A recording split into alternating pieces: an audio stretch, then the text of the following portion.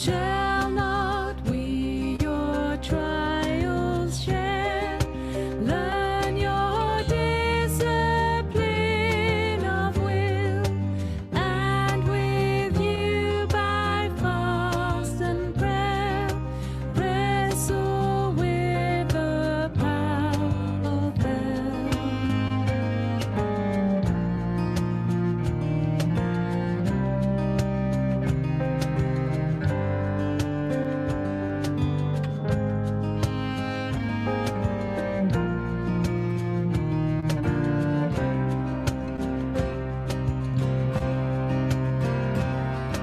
So if Satan pressing hard, soul and body would destroy, Christ to conquer be our God. Give to us the victor's joy.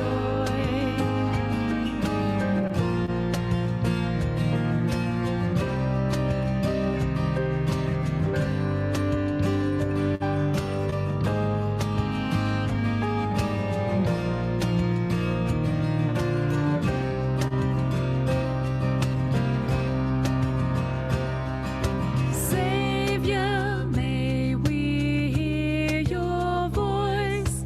Keep us constant at your side, and with you we shall rejoice at the eternal Easter tide.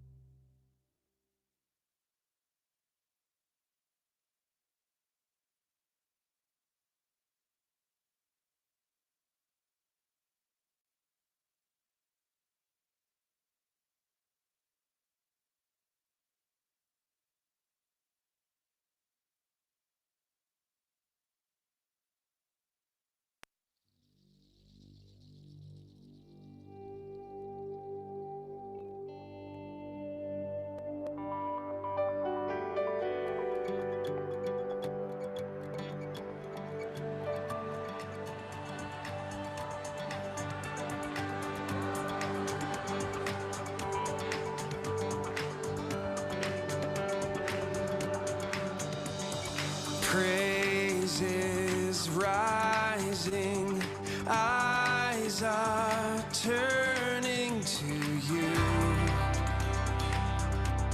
We turn to you. Hope is stirring, hearts are yearning for you. We long for you. 'Cause when we see you, we find strength to face the day. In your presence, all our fears are washed away, washed away. Hosanna, Hosanna.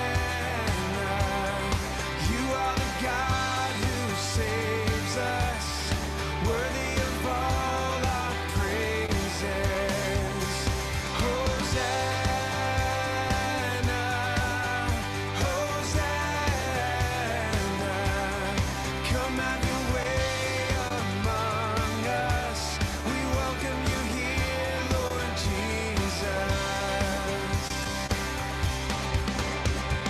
Hear the sound of hearts returning to you. We turn to you. In your kingdom, broken lives are made new. You make us new. 'Cause when we see you, we find strength to face the day.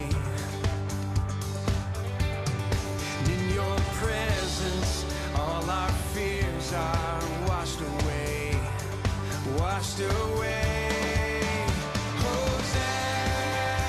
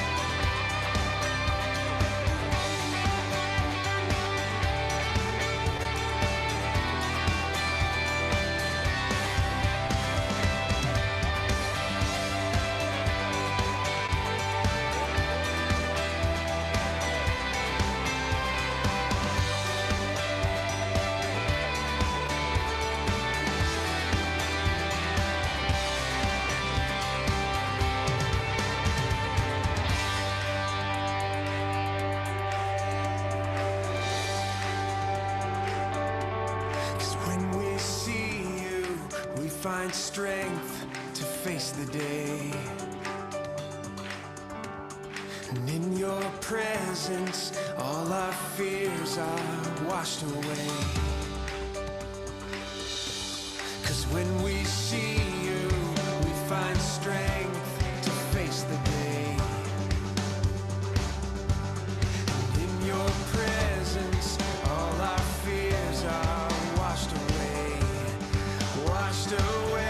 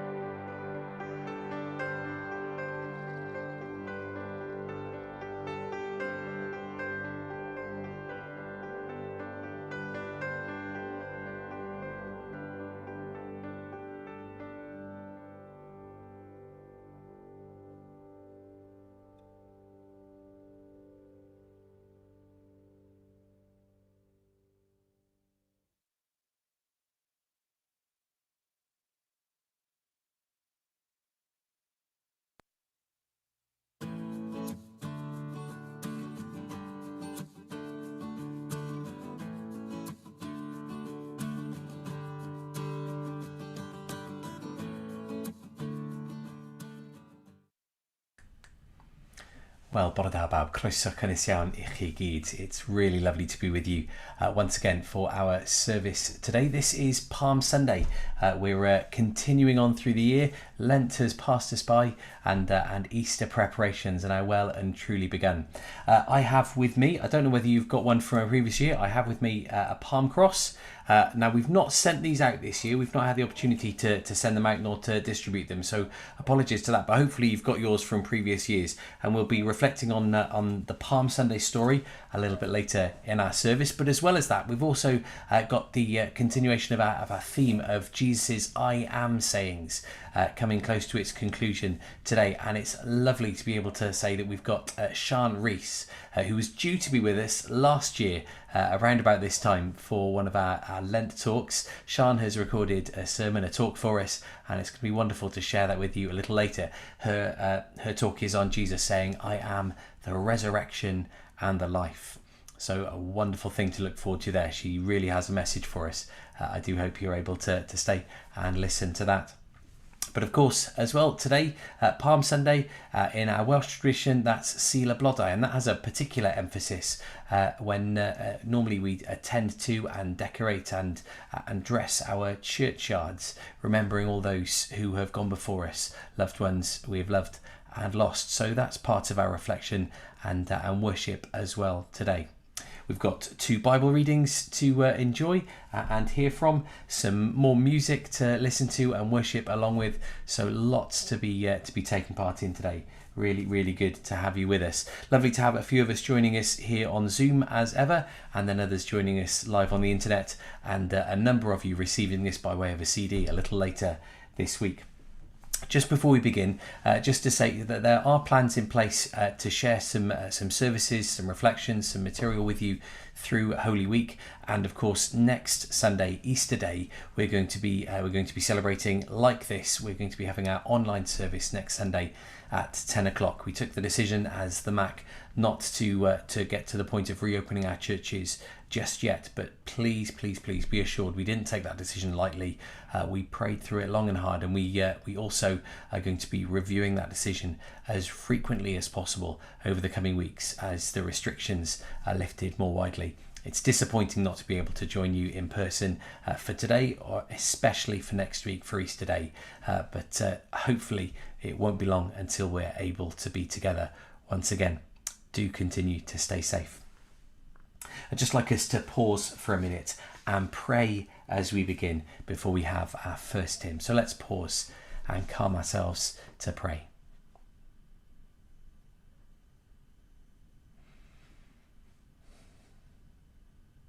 Heavenly Father, here across Penllyn once again we've had strong winds overnight. We're ever so used to it, but it can still disturb and disrupt us. But Father, we thank you that in both calm and stillness, but also in the strength of a storm, do we see you at work. You are a God of peace, who speaks to us in stillness, who calms us and comforts us.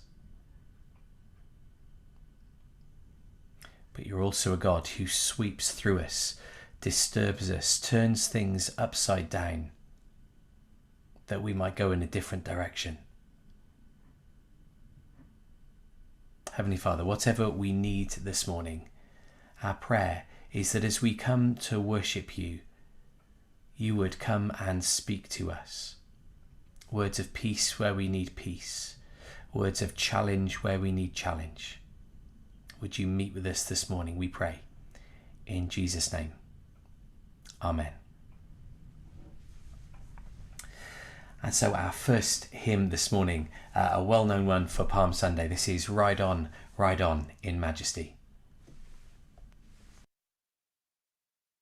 Ride on,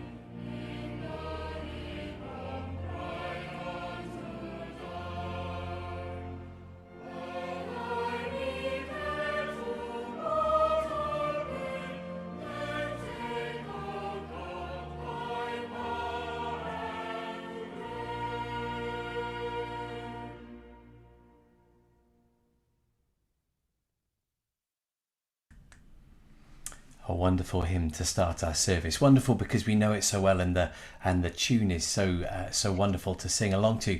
But also wonderful because it takes that part of the story, the Palm Sunday story, and we see the triumphal entry, the wonderful arrival of Jesus in Jerusalem. But it recognises why he's there, what he's coming to do, and that with all the celebration of the crowd, and even if they didn't, the stones would cry out that he is there with a purpose, and that purpose is to come and die in our place so that we might experience new life. There is always a reality to how God speaks to us, always a reality to God's involvement with us. He doesn't deny the hardness, he doesn't deny the difficulty. He meets us in that place and suffers alongside us. So today then, Palm Sunday, Seal a Blodau. Sarah is going to lead us now in a brief reflection on perhaps what might have happened normally on this day in years past, what some of us might be doing today as we take Seal a Blodau, Palm Sunday. So here's Sarah.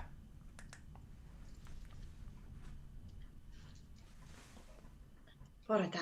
Good morning. As Richard already mentioned, it is traditional to go and visit the graves of our loved ones and lay down flowers. And you might not have been able to do this year, and you might not have been able to do it last year either. And that can be painful.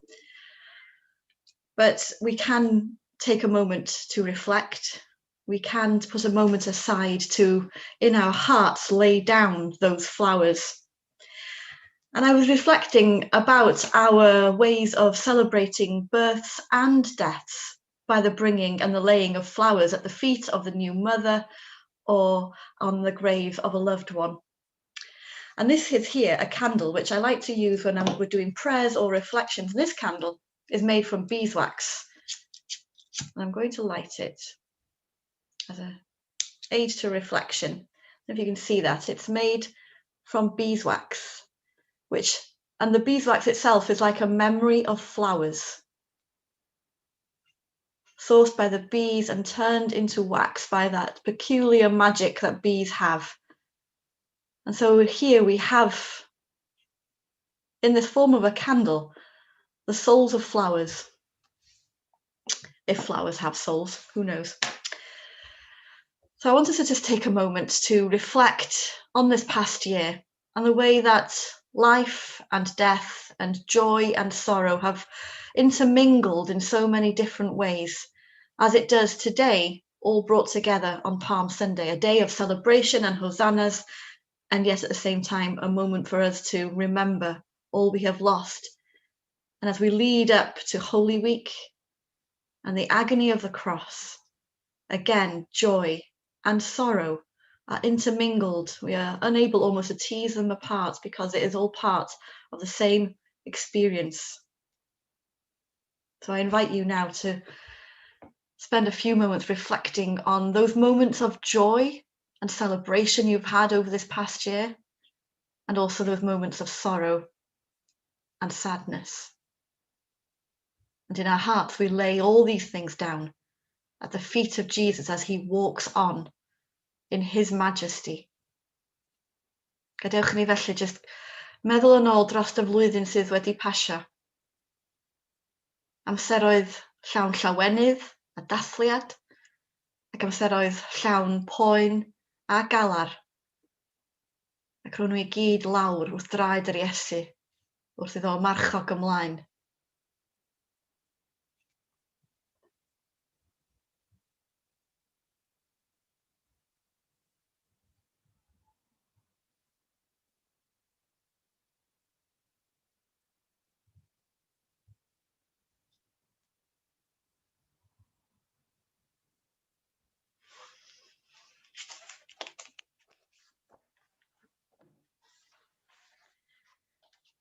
There's a poem by Alison Head. Next year in Jerusalem, and there you were. But was it all as you'd expected? Did you know the time? Did you really know before the end what the end would be? Was there perhaps a half-formed hope, as so many have hoped, that next year in Jerusalem would be the promised land, if it be possible? That the victory would be of a different kind, a hero's victory, commanding amidst trumpets and shouting, not this strange ending, screaming amidst weeping and silenced. When the crowd cheered, for an instant, the promise of a different messiahship, the chosen one among the chosen people, the easy way, loved by all. And as they left you, one by one, disillusioned, scared, a desire to vanish from a dark garden, take this cup away. So why did you stay? What strength led you on to the end? What faith made you face the faces? Not my will, Father. And as when Prometheus gave us fire, were you there to suffer for us? Or does your death speak of a different suffering, found in what it means to be human, as you were human, found on the road to liberation, a pain that leads to life?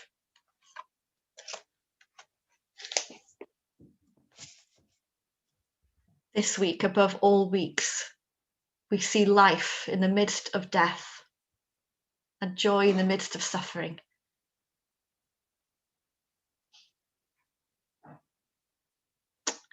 Amen. I think Richard is now going to bring up a piece of music which was I found yesterday for Seal y Blodau.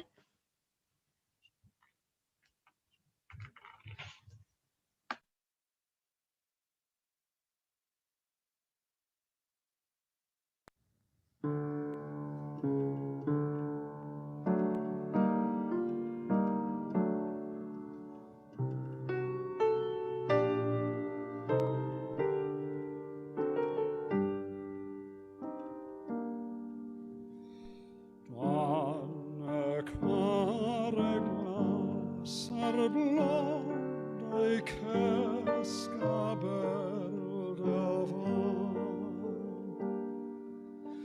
Gwybod mai dy dad am minnau na ddorbynigal. Gwn nad oes sy'n byddrod bychan heb ei angel gwyn. Cwsg fy mhlentyn ymythunan, cwsg ar onwy wyn.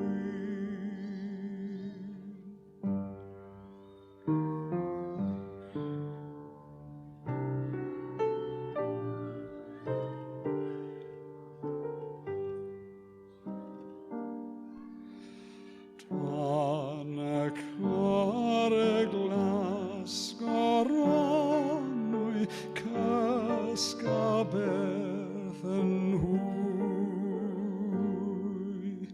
Rhaid i'w dweud nos da goronwy mynd a thad o rwy. Nid os eisiau llawydd seiglo ond a newydd gryd. Cws nes gweld ein gilydd eto, cwsg a gwyn a fyd.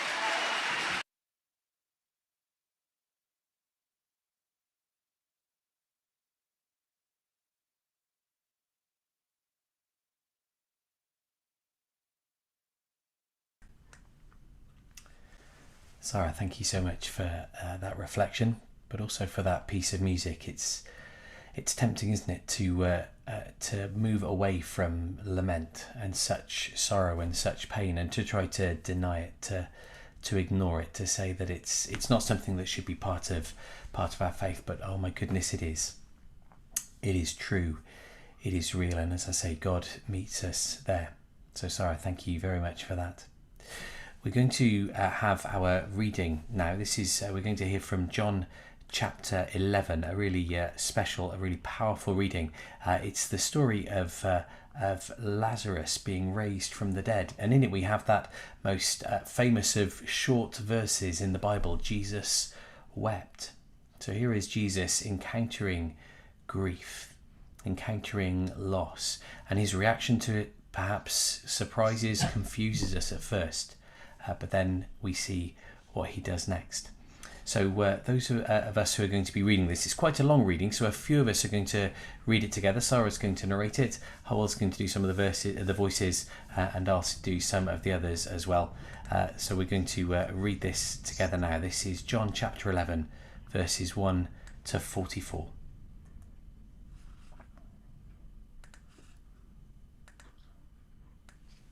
Roedd rhyw ddyn o'r enw Lazarus yn wael. Yr oedd yn byw ym Methania, pentref Mair a'i chwaer Martha. Mair oedd y ferch a eneiniodd yr arglwydd ac enaint, a sychu draed a'i gwallt.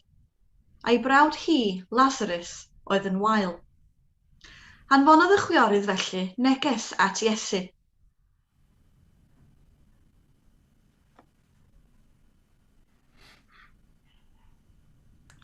I think somebody was not muted, was unmuted there. Okay. Anfonodd y chwiorydd felly neges at Iesu. Y mae dy gyfaill, Sir, yn wael. Pan glywodd Iesu, meddai, Nid yw'r gweiledd hwn i fod yn angau i Lazarus. Sorry. Howell, can I jump in and be that voice? Yeah. We'll get this in a moment. Paid y pwyni. Nid o'r gwaeledd hwn i fod yn angau i Lazarus, ond yn goniant i Dduw. Bydd yn gyfrwng i fab Dduw gael o gyneddu drwyddo. Yn awr, yr oedd Iesu'n caru Martha a'i chwaer a Lazarus, ac wedi clywed ei fod ef yn wael, arhosodd am 2 ddiwrnod yn y fan lle roedd, ac wedyn dywedodd wrth ei ddisgyblion. Gadewch i ni fynd yn ôl i Judea. Rabai, Medda'r disgyblion wrtho. Gynne yr oedd yr Iddewon yn ceisio dy labyddio. Sut y gellu fynd yn ôl yno? Atebodd Iesu. Ond oes 12 awr mewn diwrnod? Os yw rhywun yn cerdded yng ngolau dydd, nid yw'n baglu, oherwydd y mae'n gweld gola'r byd hwn. Ond os yw rhywun yn cerdded yn y nos, y mae'n baglu, am nad oes golau ganddo. Ar ôl dweud hyn, meddai wrthynt. Y mae'n cyfaill Lazarus yn huno, ond yr oedd yn mynd yno i'w deffro. Dywedodd y disgyblion wrtho. Arglwydd, os yw yn huno, fe gaiff i wella. Ond at ei farwolaeth ef yr oedd Iesu wedi cyfeirio, a hwythau'n meddwl mai siarad am hun cwsg yr oedd. Felly dywedodd Iesu wrthynt yn blaen. A mae Lazarus wedi marw, ac er eich mwyn chwi yr oedd yn falch nad oeddwn yno, mwyn i chwi gredu, ond gadewch i ni fynd ato. Ac meddai Thomas a elwyr Didymus wrth ei gyd disgyblion. Gadewch i ninne fynd hefyd, i farw gydag ef. Pan gyrhaeddodd yno, cafodd Iesu fod Lazarus eisoes yn ei fedd ers 4 diwrnod. Roedd Bethania yn ymyl Jerusalem, rhyw 3 kilometr oddi yno, ac roedd llawer o'r Iddewon wedi dod at Martha a Mair i'w cysuro ar golli ei brawd. Pan glywodd Martha fod Iesu yn dod, aeth i'w gyfarfod, ond eisteddodd Mair yn y tŷ. Dywedodd Martha wrth Iesu. Buasu ti yma, Sir, ni fiasau fy mrawd wedi marw. A hyd yn oed yn awr, mi wn yn y rhydd Duw i ti beth bynnag a fyny ganddo. Dywedodd Iesu wrthi. Fe atgyfoda dy frawd. Ni o'n Medda Martha wrtho. y bydd yn atgyfodi yn yr atgyfodiad ar y dydd olaf. Dywedodd Iesu wrthi. Mae fi o'r atgyfodiad a'r bywyd. Pwy bynnag sy'n credu yno fi, iddo farw, fe fydd byw. A phob un sy'n byw ac yn credu yno fi, ni bydd marw byth. Oed ti credu hyn? Odwf, arglwydd. Atebodd hitha. Yr wy fi'n credu mai ty di o'r Meseia, mab Duw, yr un sydd yn dod i'r byd. Wedi ddi dweud hyn, aeth ymaith a galw chwaer Mair a dweud wrthi o'r neilltu. Y mae'r arthro wedi cyrraedd, ac y mae am dy weld. Pan glywodd Mair hyn, cododd ar y frys a mynd ato ef. Nid oedd Iesu wedi dod i mewn i'r pentref eto, ond roedd yn dal yn y fan lle roedd Martha wedi gyfarfod. Pan welodd yr Iddewon, a oedd gyda hi yn y tŷ yn ei chysuro, bod Mair wedi codi ar y frys a mynd allan, iddynt ar ei hôl gan dybio ei bod hi'n mynd at y bedd i wylo yno. A phan ddaeth Mair i'r fan lle roedd Iesu, a'i weld, syrthiodd wrth ei draed ac meddai wrtho. Y basau ti yma, syr, ni fiasau fy mrawd wedi marw.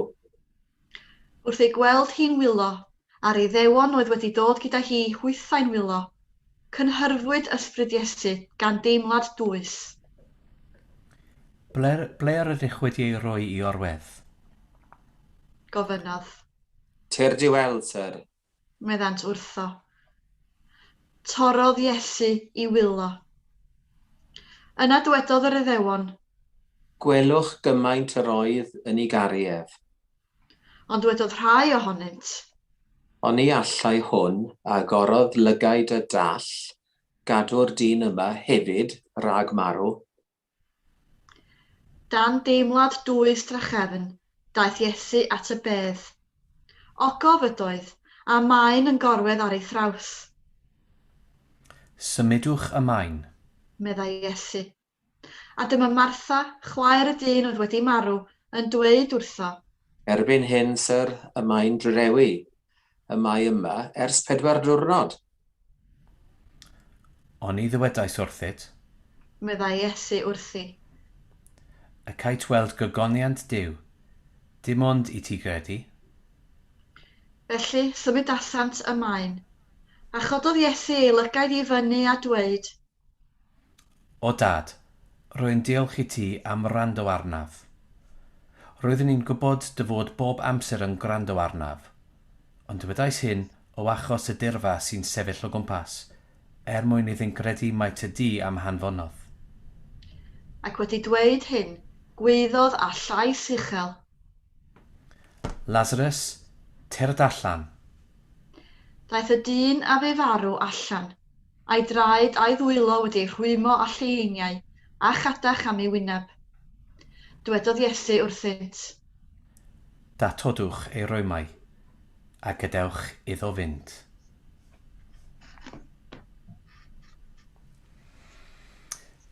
Thank you both for that reading. And so a real pleasure then to introduce to you Sian.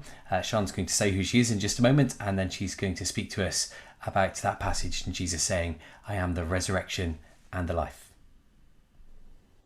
Helo na, fy enw yw Sian a fi yw cyfarwyddwraig y Cyngrau'r Efengylaeth yma yng Nghymru. My name is Sian and I am the director of the Evangelical Alliance here in Wales. It's an absolute privilege to be with you today and especially to be opening the Word of God with you and for you. Felly diolch. Thank you so, so much. I understand that you are exploring some of the 7 I am sayings of Jesus recorded for us in the Gospel of John. And so today I am going to take us through the 5th I am statement in John chapter 11, where Jesus declares, I am the resurrection and the life. But before we get to that particular verse, allow me to give the text some context. Jesus' years of ministry physically here on earth are about to come to an end. Opposition against him is growing and plans to capture him abound.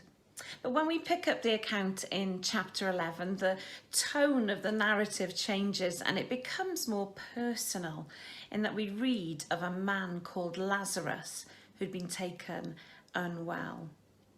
Now, Lazarus and his two sisters, Mary and Martha, were well known to Jesus. Although none of the three of them were his disciples per se, they were friends. They were the people who Jesus hung out with, so they must have been pretty special. None of the three of them ever wrote a book or became an apostle or progressed to some amazing ministry that we know at, but they were his pals. He loved them and they loved him, and Jesus would have known their home very well. Yet throughout this account, they were about to come to know him even more deeply and in a far fuller sense, because something new was about to be revealed. Knowing how poorly their brother was, Mary and Martha send word to Jesus that Lazarus was unwell, in the hope that he would return to their house and heal their brother. Verse 3 of chapter 11, Lord, the one you love is sick. Now, I love that the sisters don't make their appeal to Jesus on the basis of Lazarus' faith or his strength or their faith or strength. In fact, anything related to them at all, but rather on the basis of Jesus' love for Lazarus. Lord, the one you love is sick. Now, you'd think that upon hearing that his friend was unwell, that Jesus would gather his disciples and hot-foot it back to Judea. But verse 4 tells it differently. Jesus said, "This sickness will not end in death. No, it is for God's glory, so that God's Son may be glorified through it." Jesus loved Martha and her sister and Lazarus, yet when he heard that Lazarus was sick, he stayed where he was 2 more days. Now let me just pause there for a second before moving on, because I want to ask you a question, and it's a rhetorical question, so please, please, please don't start writing comments in the chat bar or in the comments section, or I will get into big trouble. I'm pretty sure that what I'm about to mention won't apply to you, but I'm also pretty sure that both you and I will know a friend to whom it most definitely applies. Does anybody in any one of your congregations suffer from Christian mean time? You know the types. They're the ones who have slept through their alarm clocks, they're late for church, and they try to creep into the building in the middle of the first hymn, just when they think that nobody will spot them. Know anybody? Well, if you've ever suffered from Christian mean time, and again, I know you don't, but why oh why are the empty seats always the hardest seats to get to? And why are they always where everyone can see you? You know the ones at the front of the church, so that you have to pass every father, every mother, every brother, sister, and usually kutcher to get to them. I used to think it was a cultural thing. Maybe it's an age thing. But now I'm just convinced that it's every Christian who has got a pulse. Now, Jesus stayed 2 more days where he was before saying to his disciples in verse 7, let's go back to Judea. Talk about Christian meantime. You may have heard people saying that God is never late. He is always on time. But let me tell you, he is hardly ever early either. Seasons of waiting can leave us thinking that God is late somehow. But that's never true. It's just that God's timing is very different from ours. But I know that that can sting in a society where we want everything now, if not yesterday, in a time of instant access, fast food and microwave meals, TVs that can show us whole series straight away rather than weekly. We are just not wired for delay anymore. And as followers of Jesus, this is especially true when it's God who does the delaying. And this is the case with Lazarus, if you look at verse 6 of chapter 11. But let's not waste the wait or waste the season.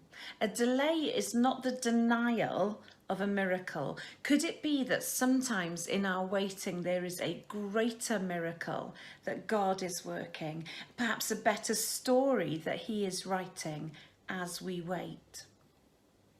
Now, Jesus may have been physically distant from Lazarus and the sisters. He may have been inconveniently late, but he wasn't at any stage unaware or less empowered to act on their behalf. Let me read to you from John chapter 11, verse 17 onwards. On his arrival, Jesus found that Lazarus had already been in the tomb for 4 days. Now, Bethany was less than 2 miles from Jerusalem, and many Jews had come to Martha and Mary to comfort them in their loss of their brother. When Martha heard that Jesus was coming, she went out to meet him, but Mary stayed at home. Lord, Martha said to Jesus, if you had been there, my brother would not have died. But I know that even now God will give you whatever you ask. Jesus said to her, your brother will rise again. Martha answered, I know he will rise again in the resurrection at the last day. Jesus said to her, I am the resurrection and the life. The one who believes in me will live, even though they die. And whoever lives by believing in me will never die. Do you believe this? Yes, Lord, she replied. I believe that you are the Messiah, the Son of God, who is to come into the world. Now, Lazarus had been in a tomb for 4 days by the time Jesus arrived at their home. And I think that perhaps the words of verse 4, where Jesus had said that his sickness would not end in death, must have seemed pretty empty at this point. The situation simply did not line up with their expectations. Mary and Martha had wanted a healing, but Jesus wanted to show them a resurrection. Jesus wanted to reveal to them who he is. Now, Martha had come to believe that Jesus was referring perhaps to resurrection at the last day, but Jesus wanted a resurrection for Lazarus today.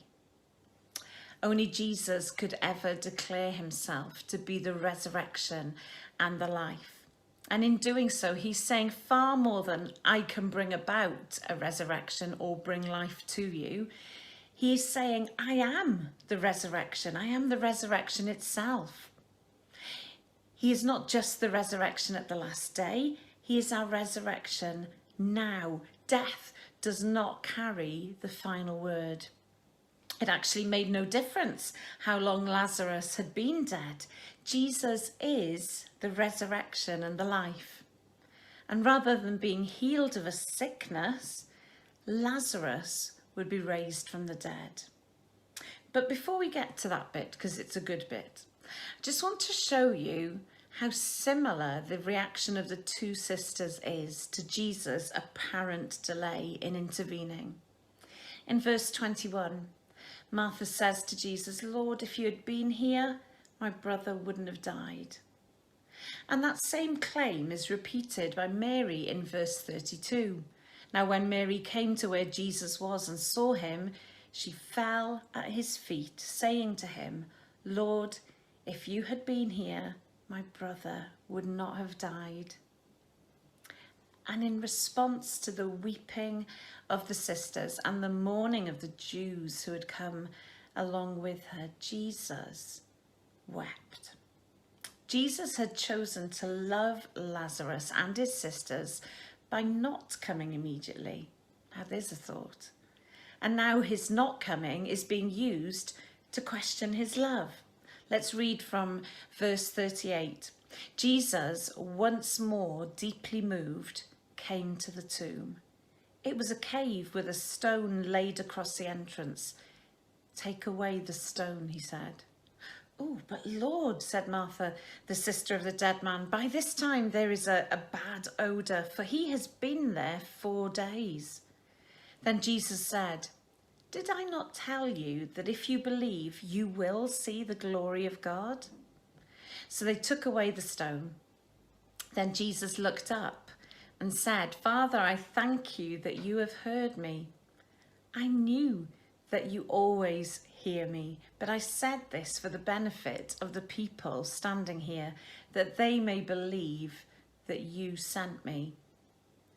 When he said this, Jesus called in a loud voice, "Lazarus, come out!" The dead man came out, his hands and feet wrapped with strips of linen and a cloth around his face. Jesus said to them, "Take off the grave clothes and let him go." Hallelujah. It's probably just as well that Jesus called Lazarus out of the tomb by name, or else the other bodies in the tomb might have come out too. And yet Lazarus walks up the steps and out of the tomb fully alive. The miracle wasn't just for Lazarus, it was to reveal to everybody around him, his sisters and the mourning crowds, that Jesus is the resurrection and the life. This miracle was performed to bring God glory. Jesus is the resurrection. Whenever he applied an "I am" to himself, Jesus was revealing to us that he's not just fully human, he's fully divine. He is God.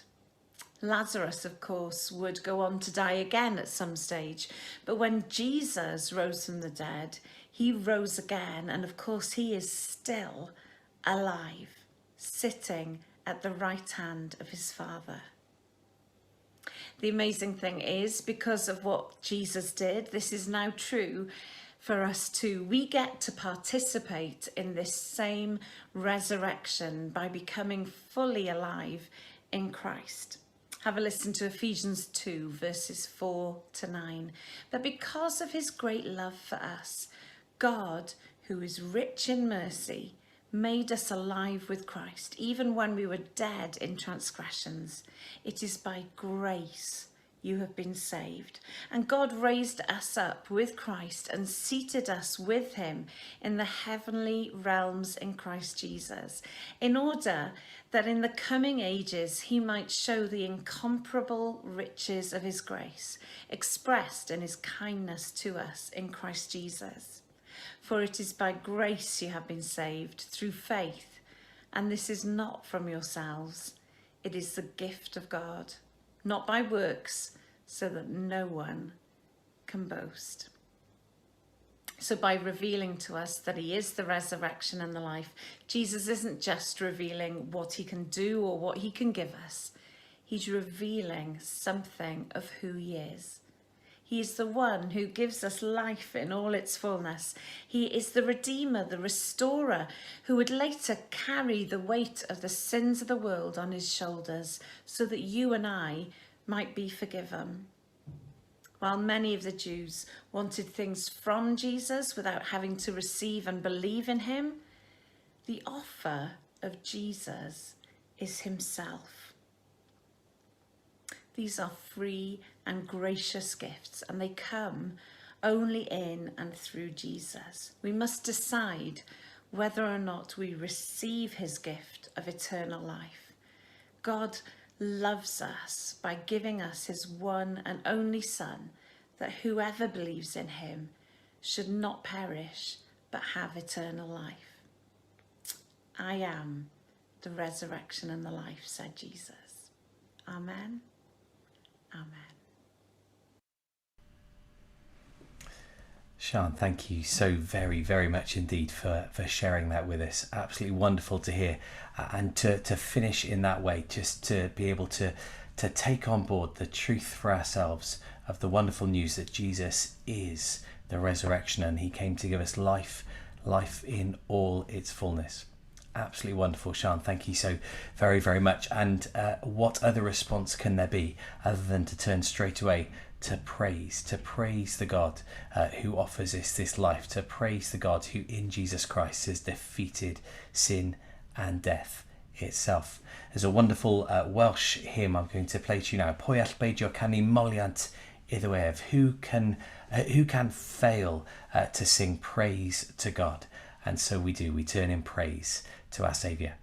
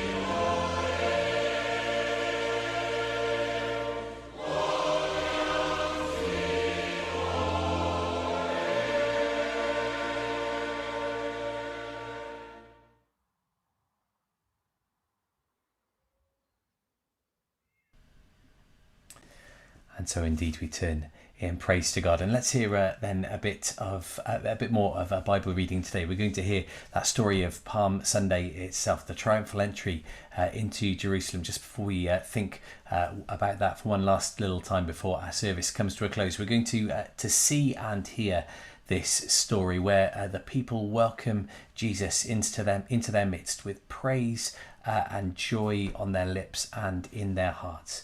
This is Mark chapter 1, verses 1 to 11. As they approached Jerusalem and came to Bethphage and Bethany at the Mount of Olives, Jesus sent 2 of his disciples, saying to them, "Go to the village ahead of you, and just as you enter it, you will find a colt tied there, which no one has ever ridden. Untie it and bring it here. If anyone asks you, 'Why are you doing this?' say, 'The Lord needs it and will send it back here shortly.'" They went and found a colt outside in the street, tied at a doorway. As they untied it, some people standing there asked, "What are you doing untying that colt?" They answered as Jesus had told them to, and the people let them go.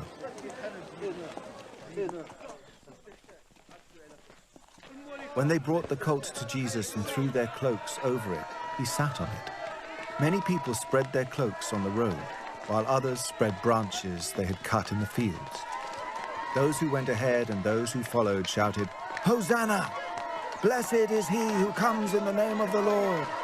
Blessed is the coming kingdom of our father David.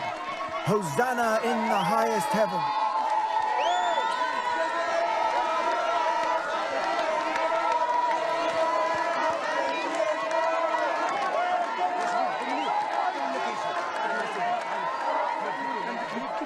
Jesus entered Jerusalem and went into the temple courts.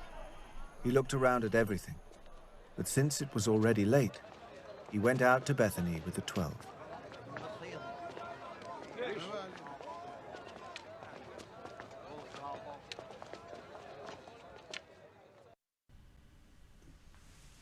It's a really well-known passage, isn't it? A really well-known story. We know it and we love it, and we may well, at some point in our childhood, have acted it out. Who got to be the one leading the donkey? Who actually had a real live donkey there? Who's actually had to pretend to be the donkey in the past? Yeah, that's me. It's a great story, a wonderful moment, but it carries so much importance in the message that it conveys. One of the things that I love about it is that image of the crowd preparing the path for Jesus, making the way ready for him, laying their cloaks down on the ground to improve the path, the road for him as he arrives in Jerusalem, comes to them to be their king. And they take palm branches and they lay that on the floor, and they they transform the way in front of Jesus by laying things down before him to welcome him, to acknowledge him to be their king. Of course, we know the fickleness of the crowd, and some even of those very people may well have been the ones shouting "Crucify" just a few days later. That part of the story, again, we know all too well. But it made me think, how in this last year, and we've come to a point where we're just over a year since restrictions were first brought into this country. In this last year, how much we've had to let go of, how much we've had to relinquish, and perhaps in a sense to lay down, to put down and say, well, we can't do that anymore. We can't have that anymore. We've got to let go of that for this period of time, for all the right and all the good reasons, out of love for each other and care for each other. We've let go of contact with family and friends in person. We've let go of the ability to just go and get some of the things we might want in an instant. When we want them, we can't anymore go and get them. We've let go of the ability to go and socialise together, celebrate together. So much we've let go of, but it's been taken from us by rules that have been brought before us, and no question about the quality and implementation of those rules here, not at all. Those have been there for our benefit and for our safety and protection, but they've been taken from us. These aren't things where we stood there and decided, well, I'm going to stop doing that. I'm going to let go of that because I don't need it. It's no good for me. No, we've been asked, we've even been told to let these things go. And what the people there on Palm Sunday did was they didn't take things of enormous value, ripping branches off trees, taking their cloaks that they could then pick up again later, but they lay things down before Jesus to acknowledge him as their king. And so today, and on this day throughout most years we have our palm crosses, a re-symbolising of that moment, taking palm leaves or leaves similar to it and forming them into the shape of the cross, recognising where Jesus was going. And we use these as a symbol of that day, but also as a reminder of what Holy Week is to bring. Here is the cross of Good Friday, the empty cross of Easter Day, Jesus, the resurrection and the life. But we don't all have these with us today. I do. I've got a stock of them. I always do. Maybe you've got some from previous years, as I've said. But if we don't have them with us today, well, how can we take part in this day as we would normally? This symbol isn't the one that's important. These physical things aren't the things that are important. It's not as if you have one of these, then your faith is better. No, not at all. Not at all. So what can we do today? Can we lay things on the path before Jesus in our lives today? Can we lay things down before him as we acknowledge him and welcome him as our King? Maybe there are some things in your life, as there are in mine, that would do far better to be laid down at Jesus' feet and say, I don't need these. I don't want this as part of my life anymore. Jesus, I put this at your feet and ask you to take it as I acknowledge you to be my King, our King. So as we come to the end of our service on Palm Sunday, I'm just going to leave a brief moment to pause again as a confession, but also to hear words of absolution, of forgiveness, and of newness of life, life in all its fullness from the one who is the resurrection and the life. So let's pause to pray.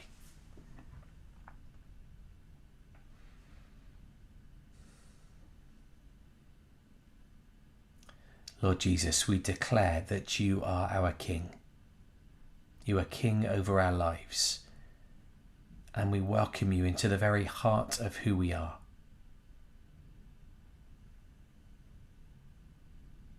But we know ourselves, and you know us even better than we know ourselves.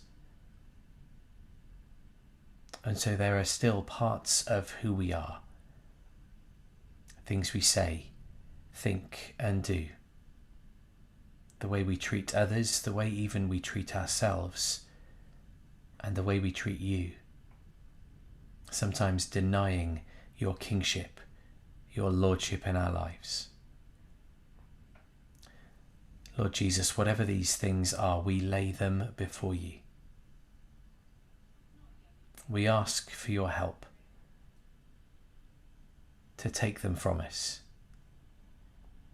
that the life we live with you as our King might indeed be life in all its fullness, rid of these things that are not of you.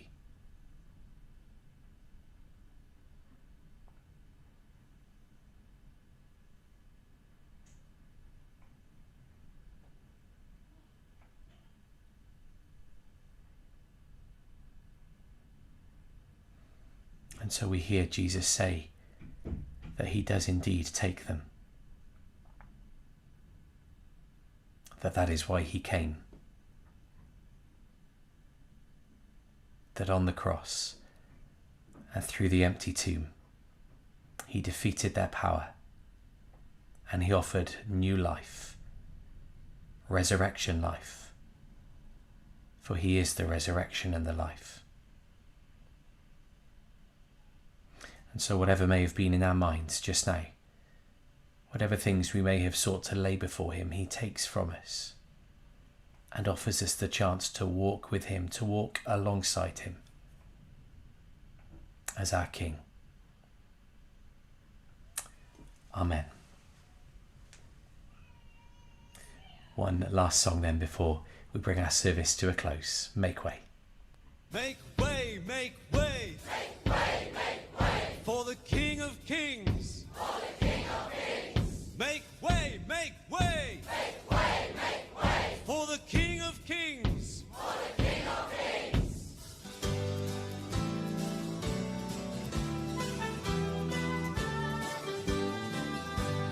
Make way for Christ the King. His splendor arise.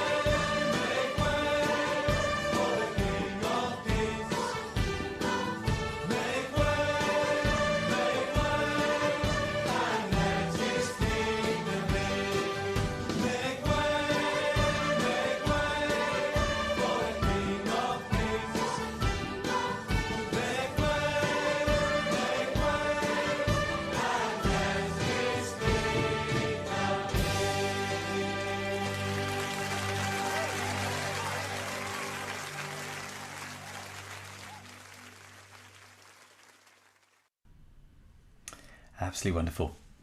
And so that brings our service to a close. Bless you. Thank you for joining us today. Those of you who have been able to join us on Zoom, and you're all welcome to do that in the future if you can. The link to join us in these services on Zoom is on our website, bromadrin.church. If you just go there, there's a little banner you'll be able to click on, and that will join us for our Sunday mornings on Zoom.